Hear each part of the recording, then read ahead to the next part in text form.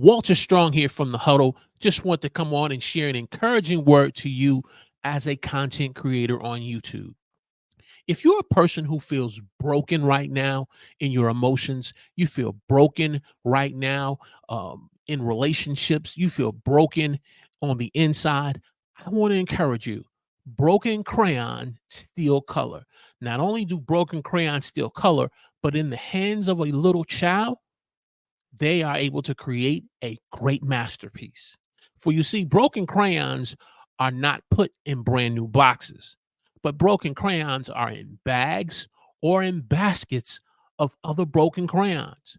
And so when you take a broken crayon and you put it in the hand of children, they are able to take those broken crayons, no matter what the color is, no matter what, if the paper's been ripped or if other crayons have rubbed up against them, they are able to take the crayon and begin to color a great masterpiece. So, what am I saying to you?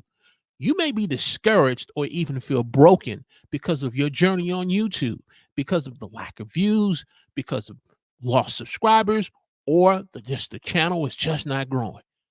Broken crayons still color, and you can still create your next great video, your next viral video, your next great short, or next live stream that's going to resonate with your audience.